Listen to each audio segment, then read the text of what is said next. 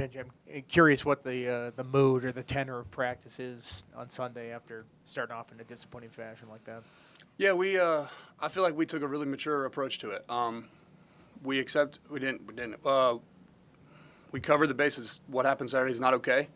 But great teams, they have mature approaches to losses, and you either lose or you either win or you learn. And that was kind of the message Saturday or late Saturday and Sunday.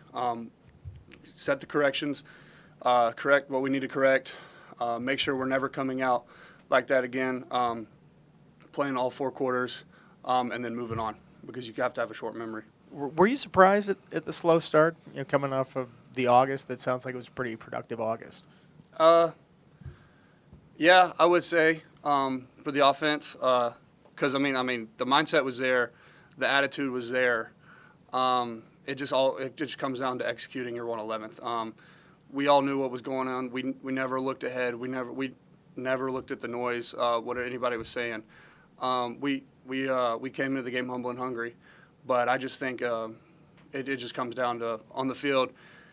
When that play is actually happening, you just have to focus in and have tunnel vision and on your job and things like that. And that's the main mentality going into this week, and furthermore so just not kind of getting into all the hype and all the exterior motives and all the other stuff. Is just dialing in and focusing on what your job is at that particular moment.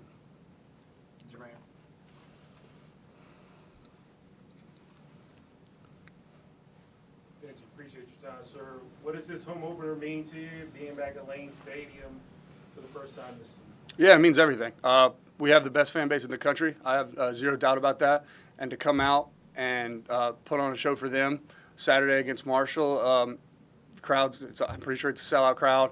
The team's going to be fired up at practice today. The team's going to be fired up Saturday, and we're ready to go out and do our thing. Let's go Colby and then Damien. So, Benji, So.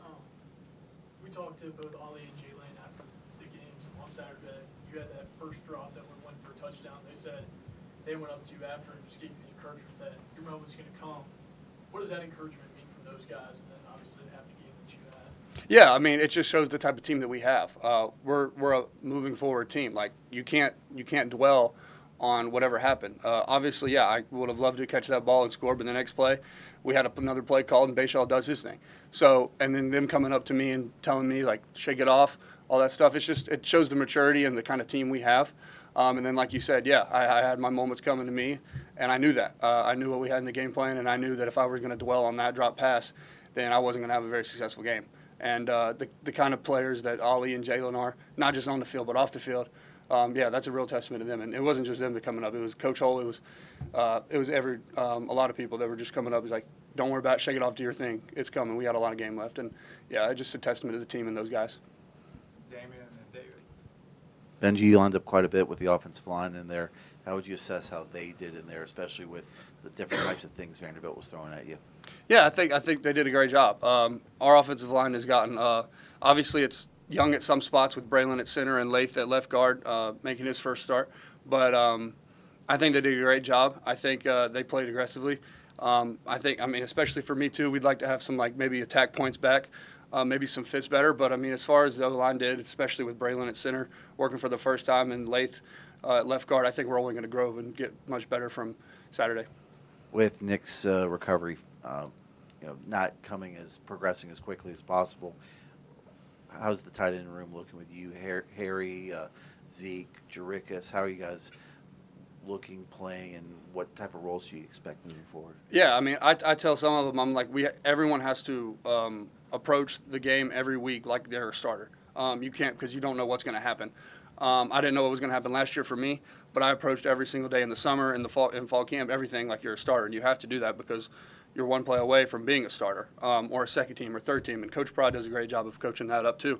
So the big message to them is just be ready to play whenever your number's called. And like I've said it before, and coaches say it all the time, the standard in our team, in our program is when you get called up, your expectation is do as good a job or better. So you always have to be dialed in. You always have to know whether you're a third-team guy, you should know the openers, and whether you're a starter, you should know anything. Like 12 personnel, you should know concepts, anything. It's just you have to approach the game like you're a starter because you never know when you will be. Yeah, Benji, you were asked about the slow start. I'm curious in terms of your guys' ability to respond. I mean, you pull out of that hole, you take the lead. What did you like about the resilience of the group? Yeah, that's the team we are this year. We're resilient. We're very mature. We have old guys in the rooms. We have older guys on the teams. It's a very experienced group, and they know that one half, one play, one quarter, shoot 3 quarters. It's not. Football's played in 4 quarters, and we knew that, and we knew we had to come out, stick to the game plan, stick to the concepts. We just had to execute, and that's what happens when we execute. That's the kind of offense we can be. Unfortunately, yeah, like you said, in the first half, it took us a while, but in the second half, we got it going, and that's the offense we are. We're a resilient offense. We're a talented offense, an explosive offense, and yeah. How was your relationship with Kyron Grown and to connect like that a couple times like you did on Saturday? What's that feeling after just making a couple big plays after big plays? Yeah, Kyron, I mean, he's one of the guys that, he doesn't shy away from any position group. He takes the O-line out to eat, hangs out with us as far as practice. We chit-chat practice when maybe we have a second or something. Some of the tight ends, when they're not involved in special teams, will go catch for the cues and just kind of get, timing, depth, spacing, patterns down pat. And, yeah, Kyron's just, he's a great QB, great leader. And he's accepting of every position. He talks to everybody and open, and me and Kyron, I would say the communication piece has grown extremely from last year, because I was going on the sideline, I was asking like, hey, what's your progressions on this play, and he was explaining to me, and he was coming off telling me, hey, you got to do this, and I mean that's what good teams do. They communicate between plays, and they're able to adjust, things like that. What do you think clicked with this offense in the second half that was different from the first? I think. Good question. I think we just started to do our job, really. I think, especially for me, I missed a few key blocks in the first quarter and the second quarter that could have sprung some blocks or some runs and some passes. And I think people just kind of started to dial in, focus on their 111th, and just execute to the point where they know they could. We didn't have to do anything out of body. We don't have to do extraordinary. The way you create explosive plays is just making a routine plays, and a ball player and a playmaker is going to make things happen.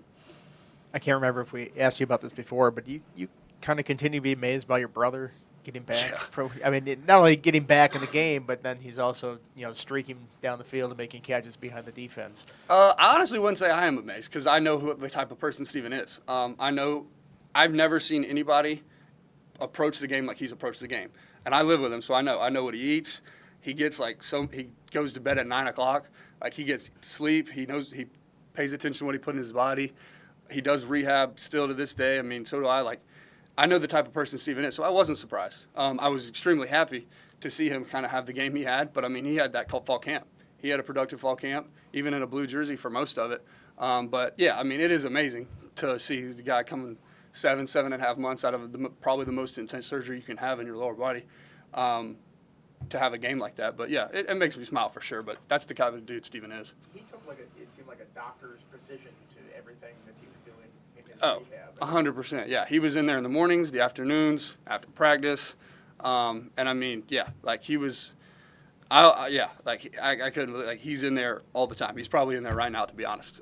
He's just always working on not even just his knee stuff, but everything: flexibility, balance. Like I said, diet. It's just it's that important to him, and that I've never seen anybody approach the game like that. Let's go Nels and then Brooke.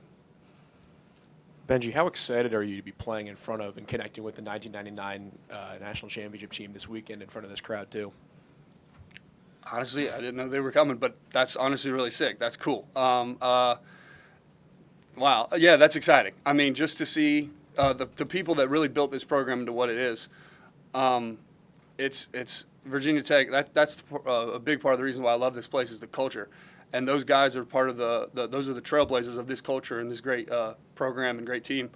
And, to see them and to have them come out, it's going to mean the world to us.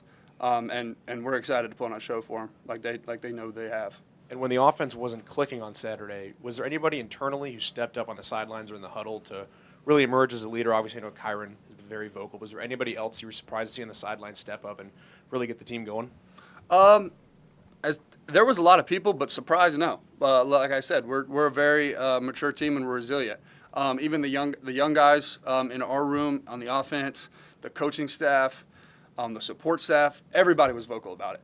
Everybody knew what had to be done, and everybody knew that we were gonna step back, come back, step up to the challenge.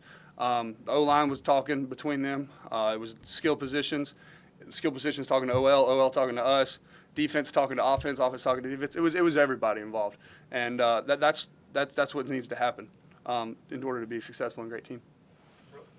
Benji, can you tell me what part of Marshall's defense stands out to you and where you guys think you might have the most trouble on Saturday?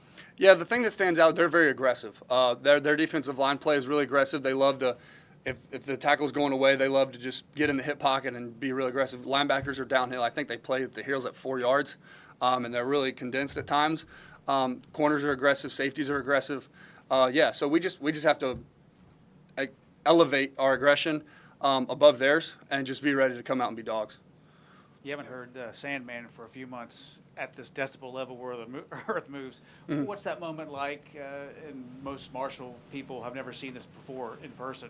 Talk about that moment just from where you got to sit and where you've seen it. It's fantastic, isn't it? Yeah, it's incredible. If any one of our players tells you it gets old, they're lying. Because every game last year, I had to look up while I was running out just to soak it in because it's incredible. Like I said earlier, we have the best fan base in the country, and the tradition we have with Inner Sandman is just awesome. So I'm running out the tunnel, I'm looking in, I'm soaking it all up. But at the end of the day, like after you're done running out the tunnel, get to the end zone, say a prayer, come back, lock in. But that's how it goes. But yeah, it's incredible, and I'm really looking forward to Saturday. Anything else for Benji? Thanks, Ben. Appreciate y'all. Thanks, sir. Thank y'all.